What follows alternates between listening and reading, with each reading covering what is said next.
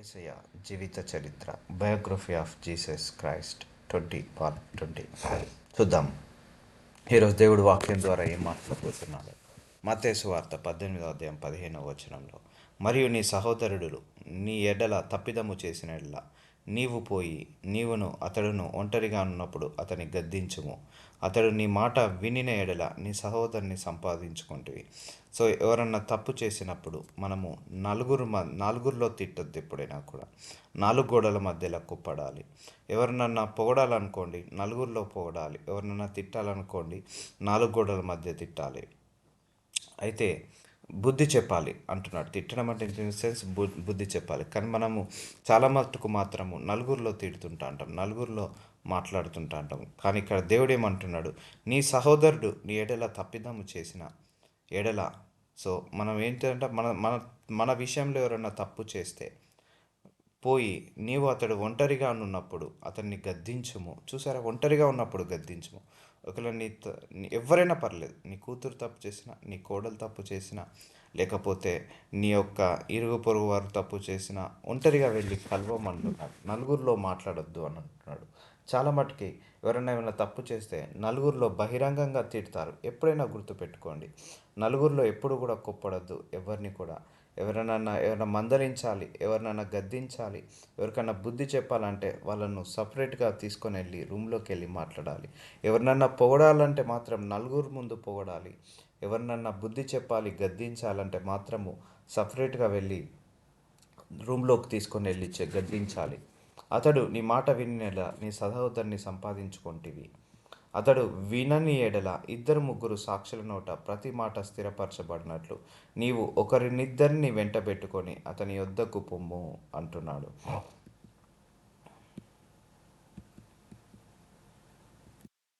ఆ సమయమున పేతురు ఆయన యొద్దకు వచ్చి, ప్రభువా, నా సహోదరుడు నా ఎడల తప్పిదము చేసిన ఎడల నేను ఎన్ని మార్లు అతన్ని క్షమింపవలెను? సో ఎవరైనా 7 మార్లు మట్టుక అని అడిగాను. సో ఇక్కడ పేతురు అనే భక్తుడు అడుగుతున్నాడు, అయ్యా, నా సహోదరుడు నా పట్ల ఒకసారి తప్పు చేశాడు, నేను క్షమించాను. 2 సార్లు తప్పు చేశాను, మళ్ళీ క్షమించాను. 3 సార్లు తప్పు చేశాను, మళ్ళీ క్షమించాను. ఇలా తప్పిదము చేసిన ఎడల ఎన్ని మార్లు అతన్ని క్షమింపాలి? సో 7 మార్ల మట్టుక అని అడిగాను. సో 7 సార్లు మాత్రమే క్షమించవచ్చా, ఇంకేమైనా ఎన్నిసార్లు అయినా ఇంకా ఎక్కువగా క్షమించవచ్చా అని అడుగుతున్నాడు పేతురు. సో మన పట్ల ఎవరైనా తప్పుదం చేస్తారు.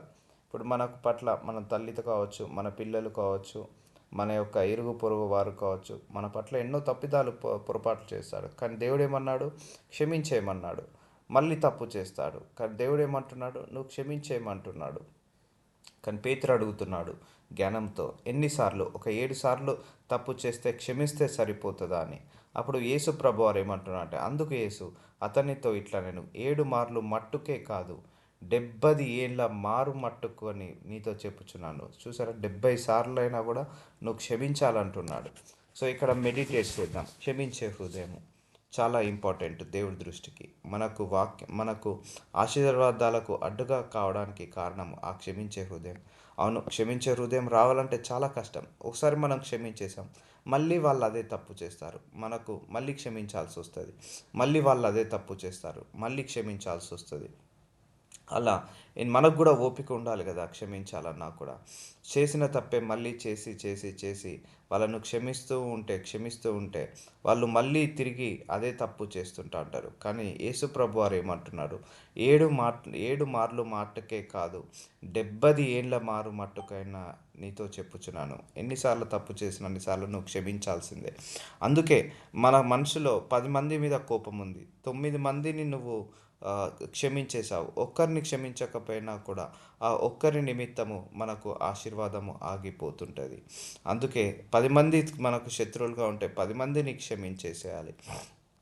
ఆ 10 మంది 10 సార్లు తప్పు చేసినా కూడా 10 సార్లు మనం క్షమించేయాలి. కాకపోతే తప్పు చేస్తే నువ్వు ఏకాంతంగా వాళ్ళని తీసుకొని వెళ్ళి గద్దించమంటున్నాడు ప్రభువు వారు. సో గద్దించు, నువ్వు మాట్లాడు, మందలించు, కానీ బహిరంగంగా వాళ్ళని తిట్టకు అని అంటున్నాడు. సో ఏళ్ళ మారు మటుకే నీతో చెప్పుచున్నాను. సో ఇక్కడ ఏంటిదంటే దేవుడు క్షమాపణ అనే హృదయం గురించి మాట్లాడుతున్నాడండి. సో నువ్వు 10 సార్లు క్షమించావు, 11సారి మనం క్షమించలేకపోతున్నాం. మళ్ళీ వాళ్ళ తప్పులను పొరపాట్లను అప్పుడు ఏం జరుగుతుంటుంది, మళ్ళీ ఆ క్షమించలేని హృదయం మనలో ఫామ్ అవుతుంటుంది. సో ఒకటి, క్షమించే హృదయము దేవుడి తత్వము, క్షమించలేని హృదయము అపవాది తత్వము. సో మనసులో నుంచి అందరినీ క్షమించేయమని దేవుడు చెప్తున్నాడు. సో ఇది చాలా కష్టమే, కానీ ప్రార్థించి మనము దీనిని జయించాలి, ఈ వాక్యాన్ని నిరూపించాలి. అందుకే యేసుప్రభు వారు ఏమంటున్నాడు, 7 మార్లు మాత్రమే నువ్వు క్షమించాల్సిన అవసరం కాదు, 75 ఏళ్ళు మారు మట్టుకని చెప్పుచున్నాను అన్నాడు. సో కావున పరలోక రాజ్యము తన దాసుల యొద్ద లెక్క చూచుకొన గోరిన ఒక రాజును పోలి ఉన్నది. సో పరలోక రాజ్యం అట తన దాసుల యొద్ద లెక్క చూచుకొన గోరిన ఒక రాజును పోలి ఉన్నది. ఇప్పుడు రాజు ఉన్నాడు, ఆ రాజు తన దాసుల వద్ద లెక్క చూసుకుంటాడు. ఈ రాజ్యంలో ఎంతమంది ఉన్నారు, ఎంతమంది సైనికులు ఉన్నారు, ఎంతమంది ఎంతమంది ప్రజలు ఉన్నారు, ఇవన్నీ కూడా లెక్క చూసుకుంటాడట. సో పరలోక రాజ్యం కూడా తన దాసుల యొద్ద లెక్క చూచుకొన గోరిన ఒక రాజును పోలి ఉన్నదట. చూద్దాము ఆ పోలిక ఏంటిదో. అతడు లెక్క చూచుకొన మొదలుపెట్టినప్పుడు అతనికి 10,000 తలాంతులు అచ్చి ఉన్న ఒకడు అతని యొద్దకు తేబడెను. ఇప్పుడు రాజు ఉన్నాడు, రాజు దగ్గర ఎవరెవరు అప్పు తీసుకున్నారు, ఎవరెవరు ఎంత మట్టుకు తీసుకున్నారు, ఎంత మట్టుకు ఇవ్వాలి, వడ్డీ ఎంత అయింది. సో ఇట్లా రాజు లెక్క చూసుకుంటాడట, ఎంతమంది ఉన్నారు, ఎంతమంది పోయారు. అలాగే లెక్క చూచుకోవడం మొదలుపెట్టినప్పుడు అతనికి 10,000 తలాంతులు అచ్చి ఉన్న ఒకడు అతని యొద్దకు తేబడెను. 10,000 తలాంతులు అంటే చూద్దాం, తలాంతుల బదులు రూపాయలు అనుకుందాం. 10,000 రూపాయలు అచ్చి ఉన్న ఒకడు అతనికి యుద్ధకు తేబడెను, అంటే బాకీ ఉన్నవాడు. 10,000 రూపాయలు రాజుకు బాకీ ఉన్నవాడు తేబడెను. అప్పు తీర్చుటకు వాని యొద్ద ఏమీయూ లేనందున వాని యజమానుడు వానిని, వాని భార్యను, పిల్లలను, వానికి కలిగినది యావత్తును అమ్మి అప్పు తీర్చవలనని ఆజ్ఞాపించెను. సో అప్పు తీసుకున్నాడు, 10,000 రూపాయలు అప్పు తీసుకున్నాడు రాజు దగ్గర. కానీ తీర్చడానికి ఏమీ లేనందున యజమానుడు వానిని, వాని భార్యను, వాని పిల్లలను, కలిగిన యావత్తును అమ్మి అప్పు తీర్చవలని ఆజ్ఞాపించాడట. నా బాకీ నాకు ఎలాగైనా తీర్చు, నువ్వేమన్నా చేసుకో, నీ దగ్గర ఏది ఉన్నదో లేదో నాకు తెలియదు, ఒకవేళ ఉంటే అన్నిటినీ అమ్మేసి నా అప్పు తీర్చేసాయి అని ఆజ్ఞాపించినప్పుడు, కాబట్టి ఆ దాసుడు అతని ఎదుట సాగిలపడి మొక్కి, నా ఎడల ఓర్చుకొనము, నీకు అంతయు చెల్లింతునని చెప్పగా సాగిలపడి మొక్కుతున్నాడు, ప్రేస్ చేస్తున్నాడు, రిక్వెస్ట్ చేస్తున్నాడు. నా ఎడల ఓర్చుకొనము, నీకంతయు చెల్లింతునని చెప్పగా ఆ దాసుడు యజమానుడు కనికరపడి వాడిని విడిచిపెట్టి వాడిని అప్పు క్షమించాను. చూసారా, క్షమాపణ హృదయం గురించి దేవుడు మాట్లాడుతున్నాడు. ఇప్పుడు రాజు దగ్గర ఒక అతను 10,000 రూపాయల బాకీ ఉన్నప్పుడు తీర్చలేని పరిస్థితిలో అతను ఏం చేశాడు, రిక్వెస్ట్ చేసుకున్నాడు, క్షమించు ప్రభువా, నా దగ్గర తీర్చుకోవడానికి డబ్బులు లేనప్పుడు ఆ రాజు ఏం చేశాడు, కనికరపడ్డాడు. సో మనము కూడా ఎన్నో తప్పులు, ఎన్నో పొరపాట్లు, ఎన్నో దోషాలు, ఎన్నో పాపాలు మనం దేవుడి ముందు చేస్తున్నాము, అయినా కూడా ఆయన క్షమించి వేస్తున్నాడు. ఎందుకు, కనికర పడుతున్నాడు. ఆ కనికరం గల హృదయంతో మనందరినీ కూడా క్షమిస్తున్నాడు. అలాగే మనం ఇతరులను కూడా క్షమించాలి. సో ఇక్కడ ఒక వ్యక్తి 10,000 తలాంతులు, 10,000 రూపాయలు ఆ రాజుకి బాకీ ఉన్నప్పుడు ఆ రాజు ఏం చేశాడు, క్షమించేసి ఇక నువ్వు బాకీ చెల్లించాల్సిన అవసరం లేదు అని వాళ్ళను క్షమించేసి ఆ అప్పుని క్యాన్సిల్ చేశాడు. అలాగే అయితే ఆ దాసుడు బయటికి వెళ్ళి తనకు 100 దినారములు వచ్చి ఉన్న తన తోడి దాసులతో ఒకనిని చూచి వాని గొంతు పట్టుకొని నీవు వచ్చి ఉన్నది చెల్లింపుమనెను. చూసారా అన్యాయం. తనేదో 10,000 రూపాయలు అప్పు ఉన్నప్పుడు నేను చెల్లించలేనని రిక్వెస్ట్ చేసినప్పుడు ఆ రాజు క్షమించి వదిలేశాడు ఆ దాసుని. కానీ ఆ దాసుడికి ఇంకొక వ్యక్తి 100 రూపాయల అప్పు ఉన్నాడు. సో అతన్ని వదిలిపెట్టాక గొంతు పట్టుకొని అచ్చి ఉన్నది చెల్లింపమనెను, అంటే గొడవ పడుతున్నాడు, వాళ్ళను విసిగిస్తున్నాడు. కానీ ఈయనను మాత్రం క్షమించమని అడిగాడు.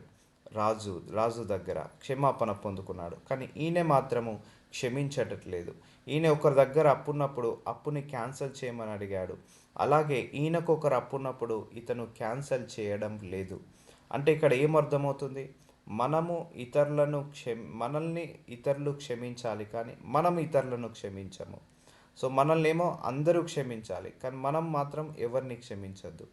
సో అది జరుగుతుంది ఇక్కడ. కానీ ఇక్కడ ఈ దాసుడికి బుద్ధి కలిగి ఉంటే, అయ్యో నేను ఒకరి దగ్గర 10,000 రూపాయల అప్పున్నప్పుడు నాకు క్యాన్సల్ చేశారే, నన్ను క్షమించేశారే, నా దగ్గర ఒకరు 100 రూపాయలు అప్పున్నాడు, వాడు కూడా ఏ పరిస్థితిలో ఉన్నాడో, ఏ కష్టంలో ఉన్నాడో, నేను కూడా క్యాన్సిల్ చేస్తే అయిపోతుంది, నేను కూడా క్షమించేస్తే అయిపోతుందని అనుకోకుండా 100 దెనారములు అచ్చి ఉన్న తన తోడి దాసులలో ఒకరిని చూచి వాని గొంతు పట్టుకొని, నీవు అచ్చి ఉన్నది చెల్లింపుమనెను. సో చూసారా, ఆ రాజు ఇతన్ని క్షమించేశాడు, కానీ ఇతను మాత్రము ఇంకొకరిని క్షమించలేకపోతున్నాడు. ఇదే జరుగుతుంది సమాజంలో. సో మనందరము కూడా మనల్ని అందరూ క్షమించాలి, మనల్ని అందరూ గుర్తించాలి, కానీ మనము మాత్రం ఎవరిని క్షమించము. అదే డైరెక్ట్గా దేవుడు ఈ వాక్యము ద్వారా, ఎగ్జాంపుల్ ద్వారా అందరితో మాట్లాడుతున్నాడు. చూద్దాము. గొంతు పట్టుకొని నీవు వచ్చి ఉన్నది చెల్లింపుమనెను. అందుకు వాని తోడి దాసుడు సాగిలపడి, నా ఎడల ఓర్చుకొనుము, నీకు చెల్లించేదనని వాణ్ణి వేడుకొనెను గాని. సో చూసారా, ఆ తోడి దాసుడు ఏం చేస్తున్నాడు? సాగిలపడి, ఓర్చుకో, నా గురించి నన్ను క్షమించు, నీకు చెల్లించేదని వాడి వేడుకొనెను గాని వాడు ఒప్పుకొనక అచ్చి ఉన్నది చెల్లించు వరకు వాని చెరసాలలో వేయించాను. చూసారా, ఇతను 10,000 రూపాయల అప్పున్నప్పుడేమో క్షమాపణ పొందుకున్నాడు. ఈయన క్షమాపణ పొందుకున్న తర్వాత కనికరము లేకుండా అతన్ని ఏం చేశాడు? కేవలం 100 రూపాయల అప్పు కలిగి ఉన్నాడని తెలిసి అతన్ని క్షమించక చెరసాలలో వేయించాడు. కాగా వాని తోడి దాసులు జరిగినది చూచి మిక్కిలి దుఃఖపడి వచ్చి జరిగినదంతయు తన యజమానునికి వివరంగా తెలిపిరి. చూసారా, తన తోడిదాసులు జరిగి చూసి మిక్కిలి దుఃఖపడ్డారట. వచ్చి జరిగినదంతయు తమ యజమానునికి వివరంగా తెలిపిరి. చూడండి, మన జీవితంలో మన పట్ల ఎంతోమంది తప్పులు పొరపాట్లు చేస్తారు, వాళ్ళందరినీ మనం క్షమించాలి. అలాగే మన పట్ల కూడా ఎంతోమంది తప్పులు పొరపాట్లు చేస్తారు, మనం ఇతరుల పట్ల కూడా ఎన్నో తప్పులు పొరపాట్లు చేస్తాము. వాళ్ళు మనల్ని క్షమించినప్పుడు మనము కూడా వాళ్ళను క్షమించాలి అని దేవుడు చెప్తున్నాడు. క్షమాపణ ఇదంతా ఎందుకు చెప్తున్నా అంటే, క్షమించలేని హృదయం వల్ల ఇవన్నీ జరుగుతుంటాయి, కనికరం లేని హృదయం వల్ల ఇవన్నీ జరుగుతుంటాయి.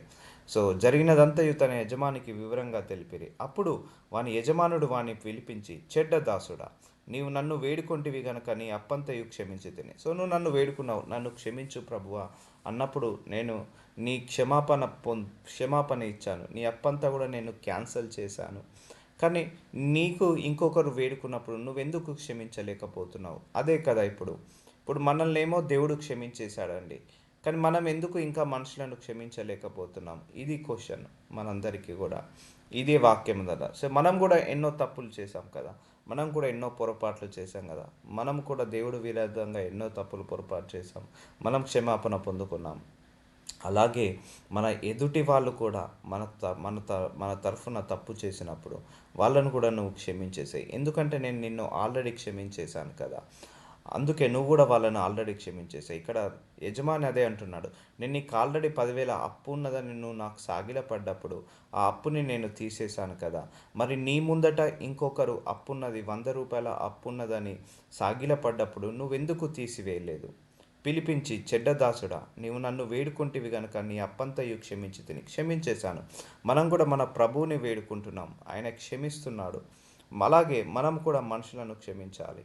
నేను నిన్ను కరుణించిన ప్రకారము నీవు నీ తోడు దాసుని కరుణింపవలసి ఉండెను కదా అని వానితో చెప్పాను. చూసారా, ఇది కరెక్ట్. నేను నిన్ను కరుణించాను కదా, కరుణించి 10,000 రూపాయలు నేను అప్పు తీసేశాను కదా, మరి నీకు 100 రూపాయల అప్పున్న వాడిని నువ్వెందుకు క్షమించలేకపోతున్నావు? సో ఈరోజు ప్రభు కూడా మనందరినీ ప్రశ్నిస్తున్నాడు. నేను క్షమించేశాను కదా, మీ అందరి మీద నేను కనికరపడ్డాను కదా, మరి మీరెందుకు ఇతరుల మీద కనికరపడట్లేదు? మీరెందుకు ఇతరుల అప్పుని తీసివేయట్లేదు, అప్పును క్షమించట్లేదు? ఎందుకు? మీరు నా పట్ల అనేక తప్పులు పొరపాట్లు దోషాలు చేసినా కూడా నేను క్షమించేశాను కదా, మీరు ఎందుకు ఇతరులను క్షమించలేకపోతున్నారు అని దేవుడు గద్దిస్తున్నాడు, మాట్లాడుతున్నాడు. సో నేను నిన్ను కరుణించిన ప్రకారము అంటే నేను మిమ్మల్ని అందరినీ క్షమించాను, ఆ ప్రకారమే మీరు కూడా అందరినీ క్షమించేసేయండి.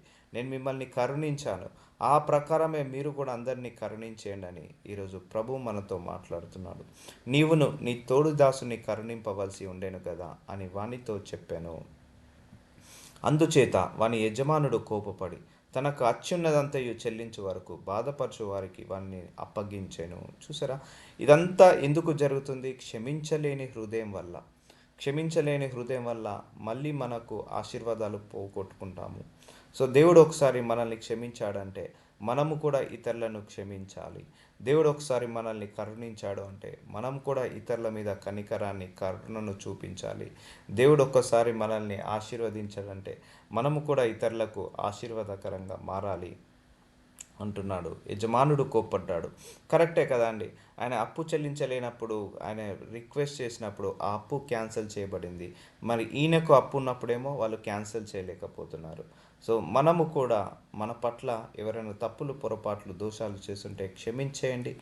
మనము కూడా ఎన్నో తప్పులు, పొరపాట్లు, దోషాలు చేశాము కాబట్టి దేవుడు మన క్షమాపణ పొందుకున్నాము.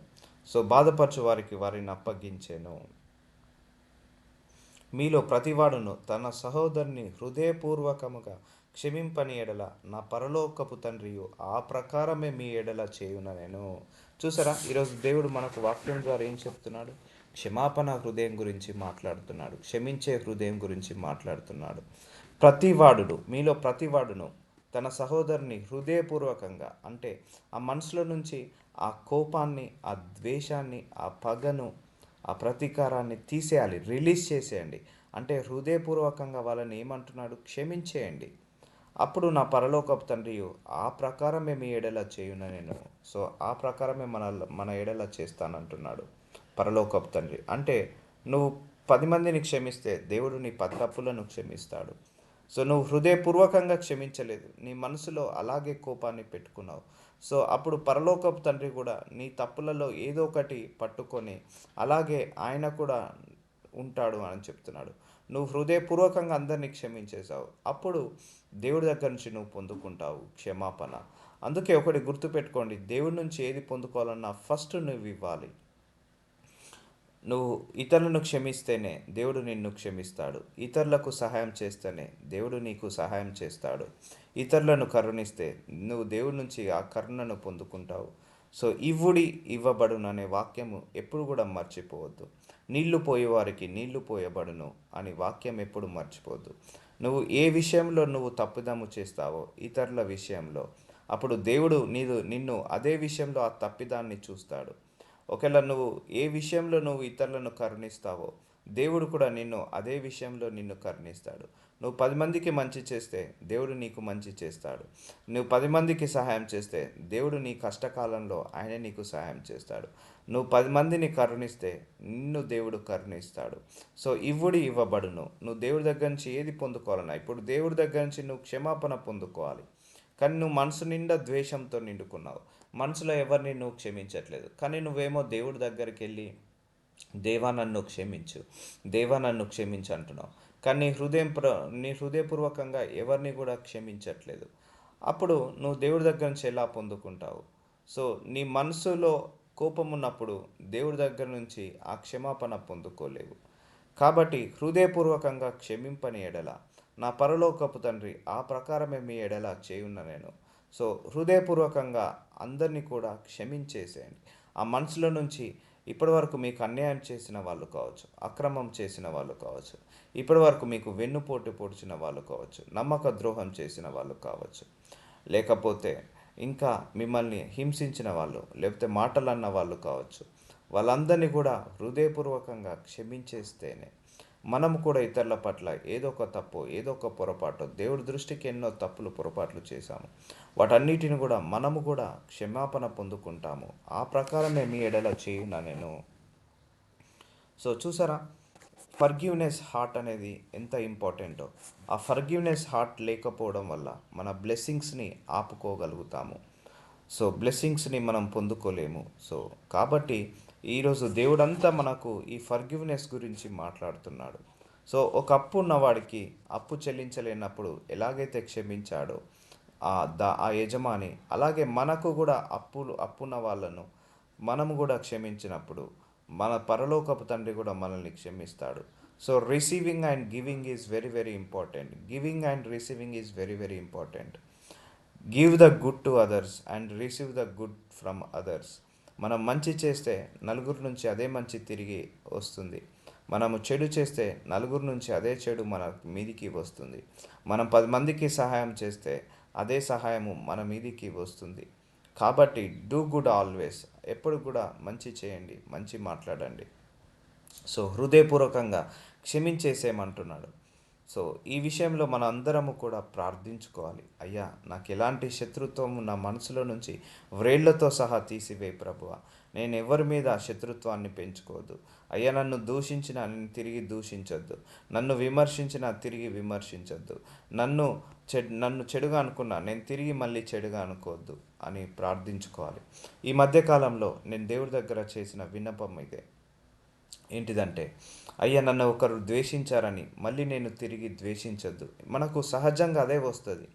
ఒకరు మన గురించి చెడ్డగా మాట్లాడారు, ఒకరు మన గురించి నెగిటివ్గా మాట్లాడారు, ఒకరు మన గురించి ద్వేషిస్తున్నారు అనగానే మనం కూడా రియాక్ట్ ఎలా అవుతాము? అదే ద్వేషాన్నితో రియాక్ట్ అవుతాము. అలాగే మనము ద్వేషిస్తాము, అలాగే మనము నెగిటివ్గా అనుకుంటాము. సో కానీ మన దేవుడు ఏమంటున్నాడంటే, ఒకరు నీ గురించి చెడ్డగా అనుకున్నంత మాత్రాన నువ్వు చెడ్డదానివి కాదు. సో నువ్వు మళ్ళీ వాళ్ళు నీ పట్ల ఏ తప్పైతే చేశారో నువ్వు వాళ్ళ పట్ల అదే తప్పు చేయకు అని అంటాడు. అవును, మన గురించి ఒకరు నెగిటివ్గా మాట్లాడినంత తెలియగానే మన వాళ్ళ మీద కోపాన్ని పెట్టుకోవడం స్టార్ట్ చేస్తాము, ద్వేషించడం మొదలు పెడతాము. సో అలా చేయడం వల్ల మనకు మళ్ళీ కోపం అనే ఆ ఆత్మ ప్రేరేపణ ద్వారా కోపము వస్తుంటా ఉంటుంది. అది అపవాది క్రియ. ద్వేషిస్తుంటా అంటాం, అది అపవాది క్రియ. ఒకవేళ నీ గురించి చెడ్డగా మాట్లాడినా కూడా, అయ్యా, వాళ్ళను క్షమించేసేయి, నేను నా హృదయంలో క్షమించేస్తున్నాను, మీరు కూడా వాళ్ళను క్షమించేయమని అలా నువ్వు ప్రార్థించినప్పుడు, అప్పుడు నీ లోపల ఏమున్నట్టు? క్షమించే హృదయం ఉన్నట్టు. లేకపోతే వాళ్ళు నా గురించి అలా అంటారా, నేను అలా మాట్లాడతానా, సో నా గురించి వాళ్ళు నెగిటివ్గా అనుకుంటున్నారు కాబట్టి నేను కూడా నెగిటివ్గా అనుకోవడం స్టార్ట్ చేస్తాను. వాళ్ళు నా గురించి నెగిటివ్గా మాట్లాడుతున్నారు కాబట్టి నేను నెగిటివ్గా మాట్లాడడం స్టార్ట్ చేస్తాను. వాళ్ళు నన్ను చెడ్డ మాటలు అంటున్నారు కాబట్టి నేను కూడా చెడ్డ మాటలు మాట్లాడతాను. సో ఇలాంటిది జరుగుతుంటుంది. సో నీ రియాక్షన్ ఎలా ఉండాలి? అందుకే నేను ఒక బ్యూటిఫుల్ సర్మని చెప్పాను, నీ శత్రువులను ఎలా హ్యాండిల్ చేయాలనేది. సో నీ శత్రువులను కూడా ప్రేమించుడు అనే వాక్యం ద్వారా దేవుడు మనందరినీ మాట్లాడాడు. సో ఎందుకంటే ఇక్కడే మన ఆశీర్వాదాలన్నీ బ్లాక్ అయ్యేది. నువ్వు ఎంతగా క్షమిస్తే దేవుడు నిన్ను అంతగా క్షమిస్తాడు. నువ్వెంతగా దేవుడు క్షమాపణ పొందుకుంటావో అప్పుడు దేవుడి దగ్గర నుంచి ఆశీర్వాదాలు కూడా అలాగే పొందుకుంటావు. ఎందుకంటే యేసు ప్రభు వారు అనేక మందిని స్వస్థతపరిచి ఒకటే అన్నాడు, నీ పాపంలన్నీ క్షమించబడ్డాయమ్మా అనేవాడు. సో చూడండి, అంటే మన పాపములు క్షమించబడ్డప్పుడే మనకు స్వస్థత వస్తుంది. సో అక్కడ ఒక ఊచ చేయి కలవాడు, ఒక కుష్ఠరోగి వచ్చి ఆయనను ముట్టినప్పుడు నీ పాపములు క్షమించబడ్డాయి, ఇక నువ్వు స్వస్థత పొందుకో అన్నాడు. అంటే ఆ పాపములు క్షమించబడ్డప్పుడు వాళ్ళకి ఏమైంది? ఒక విడుదల వచ్చింది, ఒక బ్లెస్సింగ్ వచ్చింది, ఒక ఆశీర్వాదం వచ్చింది. అలాగే నువ్వు కూడా ఇతరులను క్షమించేశావు. నీ మనసులో ఎవరి మీద ఏంటిది కోపము లేదు, ద్వేషము లేదు, పగ లేదు. వాళ్ళందరినీ కూడా హృదయపూర్వకంగా క్షమించేశావు. అప్పుడు దేవుడు నిన్ను కూడా క్షమించేసి నిన్ను ఘనంగా వాళ్ళ ముందు ఆశీర్వదిస్తాడు. అందుకే reaction is very very important. అవతలోడు మన గురించి నెగిటివ్గా మాట్లాడాడని మళ్ళీ మనం నెగిటివ్గా రియాక్ట్ అయ్యామనుకోండి, అప్పుడు మన ఆత్మీయ జీవితం పాడైపోతుంది. అందుకే నీ మనసులో ఏ రాజకీయ నాయకుల గురించి కోపం పెట్టుకోకు, ద్వేషం పెట్టుకోకు. ఏ కుటుంబ సభ్యుల మీద నీ ద్వేషాన్ని, కోపాన్ని పెట్టుకోకు. సో నీ హృదయంలో కోపాన్ని పెట్టుకోకు. కోపం వస్తే ఒక మాట అను, తప్పులేదు. ఆ కోపము సూర్యుడు అస్తమించే వరకే ఉండాలి, కానీ నెక్స్ట్ డేకి క్యారీ ఫార్వర్డ్ చేసావు నీ కోపాన్ని, అదే ద్వేషంగా మారుతుంటుంది. ఒక 2-3 సంవత్సరాల నుంచి అదే కోపము పెట్టుకున్నావు అనుకో ఒకరి మీద, అదే ద్వేషము పగలాగా మారుతుంది. అదే నువ్వు క్షమించి వదిలేసావు అనుకో, దేవుడు నీ తప్పులను, నీ పొరపాట్లను, నీ నీ నువ్వు చేసిన పొరపాట్లన్నింటినీ కూడా క్షమించేస్తాడు. సో కాబట్టి మీలో ప్రతివాడు తన సహోదరుని కానీ సహోదరుడిని కానీ, అంటే సహోదరుడు అంటే ఇరుగు పొరుగువారు, మనందరం సహోదరులమే. ఎవరు హృదయపూర్వకంగా క్షమిస్తామో అప్పుడు నువ్వు పరలోకపు తండ్రి యొక్క క్షమాపణ పొందుకుంటాము. సో మనందరినీ దేవుడు క్షమించేశాడండి. మనము కూడా మనుషులను క్షమించేసేయాలి. మనందరము కూడా దేవుడు ఎదుట ఎన్నో తప్పులు పొరపాట్లు చేసిన వాళ్ళమే. వాటన్నిటిని కూడా దేవుడు ఏం చేశాడు? ఎరేస్ చేసేసాడు. మన తప్పులను జ్ఞాపకం చేసుకోనని చెప్పాడు. అలాగే నీ పట్ల ఎవరైనా తప్పులు పొరపాట్లు చేస్తే జ్ఞాపకము చేసుకోకు. మనసులో పగలాగా పెట్టుకోకు, ద్వేషంలాగా పెట్టుకోకు. ఆ హార్ట్లో నుంచి రిలీజ్ చేసేయి. నేను కూడా కొన్ని నెలల క్రితము దేవుడు నాకు ఇదే బయలుపరిచి రిలీజ్ చేయమని చెప్పాడు. నీ మనసులో ఎవరి మీద కోపం పెట్టుకోవద్దని చెప్పాడు. ఎవరైతే ఎన్నుపోటు పొడిచారో, నమ్మక ద్రోహం చేశారో వాళ్ళ మీద కూడా క్షమించేసేయమన్నాడు. సో అది క్షమించేసాక నాకు తెలియకుండానే నా కళ్ళలో నుంచి నీళ్ళు వచ్చేసాయి. ట చాలా భారమైన నీళ్ళు వచ్చేసేసాయి. ఎందుకు అంటే క్షమించేశాను. అంటే మన దేవుడు మనము ఇతరులను ఏంటిది పగ పట్టుకునే అవకాశాన్ని కూడా ఇవ్వడు. ఎందుకంటే పగ తీర్చుకోవడం నా వంతు అంటాడు, నీ వంతు కాదంటాడు. సో నువ్వు మనసులో నుంచి ఆ ద్వేషాన్ని తీసివేసేసాయి, ఆ పగను తీసివేసేసాయి అని చెప్పాడు. సో అవును, కష్టమే. మనకు నమ్మక ద్రోహం చేసిన వాళ్ళు, మనకు వెన్నుపోటు పోసిన వాళ్ళు, మన గురించి చెడ్డగా మాట్లాడిన వాళ్ళు, మనం ఏ తప్పు చేయకుండా మన గురించి నెగిటివ్గా మాట్లాడిన వాళ్ళ మీద మనకు ఆబ్వియస్గా కోపాన్ని పెట్టుకుంటాము, ద్వేషాన్ని పెట్టుకుంటాము. దేవుడు అది కూడా తీసేయమన్నాడు. ఎప్పుడైతే నేను అది మనసులో నుంచి తీసేసినో ఆ క్షణమే నా కళ్ళ నుంచి ఆ కన్నీటి నీరు వచ్చాయి. ఎందుకంటే నా హృదయం అప్పుడు ఖాళీ అయిపోయింది. నా హృదయము అప్పుడు ఫర్గివ్నెస్ హార్ట్కి వెళ్ళిపోయింది. నా హృదయం అప్పుడు క్షమించే హృదయములాగా, కరుణించే హృదయంలాగా, ఇంకా కైండ్నెస్, ఇంకా గుడ్నెస్ పెరిగి అది కంటి రూపంలో బాష్పాల్లాగా బయటికి వచ్చాయి. నాకు తెలియకుండానే కళ్ళకి నీళ్ళు వచ్చాయి అది రిలీజ్ చేయగానే. అందుకే హృదయంలో ఎప్పుడు కూడా ఎవరి మీద ద్వేషాన్ని పెట్టుకోవద్దు అని దేవుడు చెప్తున్నాడు. సో మీరు హృదయపూర్వకంగా క్షమింపని ఎడల నా పరలోకపు తండ్రి ఆ ప్రకారమే మీ ఎడల చేయునన్ను. యేసు ఈ మాటలు చెప్పి చాలించిన తర్వాత గలీలియా నుండి యోర్దాను అద్దరి నుండి యూదయ ప్రాంతంలోకి వచ్చాను. చూసారా అండి, యేసు ప్రభు వారి యొక్క బోధనలో ఎంత డెప్త్ ఉందో. ఇవన్నీ మనకు తెలియకుండా చేస్తున్నాము. అందుకే యేసు ప్రభు వారి యొక్క బోధనలు మానవాళికి ఒక డైరెక్షన్స్. అవి మనిషి ఎలా పుట్టాడు, ఎలా పెరిగాడు, ఎలా బ్రతకాలి, పరలోకపు తండ్రికి ఏదంటే ఇష్టము, ఏదంటే అయిష్టము, మీరు ఎలా బిహేవ్ చేస్తే పరలోకపు తండ్రికి నచ్చుతుంది, ఎలా బిహేవ్ చేస్తే ఆయనకు నచ్చదు.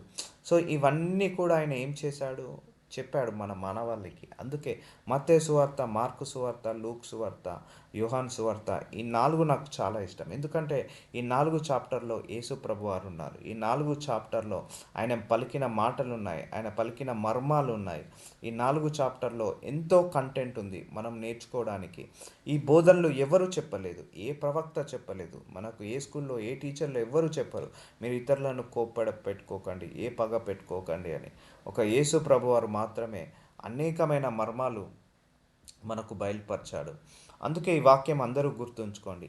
మీలో ప్రతివాడు తన సహోదరుని హృదయపూర్వకంగా క్షమింపని ఎడల నా పరలోకపు తండ్రి ఆ ప్రకారమే మీ ఎడల చేయున నేను. సో మన పరలోకపు తండ్రి ఆ ప్రకారమే చేస్తాడు.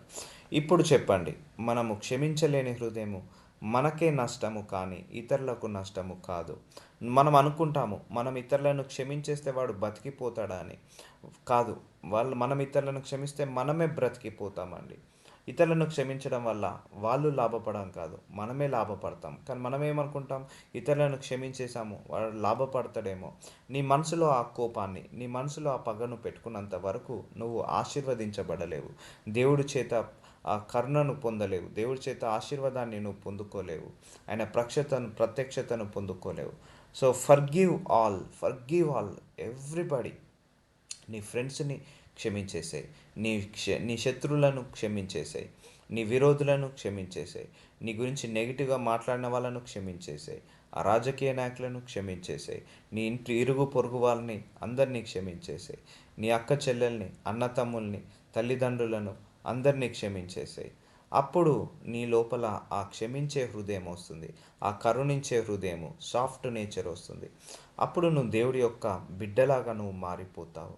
ఆ క్షమించలేని హృదయం ఉన్నంతసేపు దేవుడు మన హృదయం ద్వారా మాట్లాడలేడు.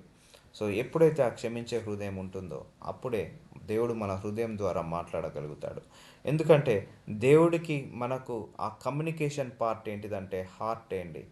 దేవుడికి మనకు కమ్యూనికేషన్, ఆయన మన హృదయం ద్వారా మాట్లాడతాడు, మన హృదయ ఆలోచనల ద్వారా, తలంపుల ద్వారా మాట్లాడుతుంటా అంటాడు.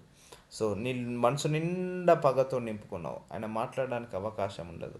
ఎక్కడైతే హృదయంలో ప్రేమ ఉంటుందో, ఎక్కడైతే హృదయంలో కరుణ ఉంటుందో, ఏ హృదయం అయితే కరుణతో నిండుకుంటుందో, ప్రేమతో నిండుకుంటుందో ఆ హృదయము బిలాంగ్స్ టు గాడ్, దేవుడికి చెందుతుంది. ఏ హృదయం అయితే పగతో ఉంటుందో, ప్రతీకారంతో ఉంటుందో, ద్వేషంతో ఉంటుందో ఆ హృదయము అపవాది హృదయము. So now decide your self, నీ హృదయం ఎలా ఉండాలి. సో నీకు ఫర్గివ్నెస్ హృదయంతో ఉండాలా, అన్ఫర్గివ్నెస్ క్షమించే హృదయం కలిగి ఉండాలా, క్షమించలేని కలిగిన హృదయం కలిగి ఉండాలా. ఒకవేళ నువ్వు క్షమించగలిగిన హృదయం కలిగి ఉంటే ఆ హృదయము దేవుడికి సంబంధించిన హృదయం.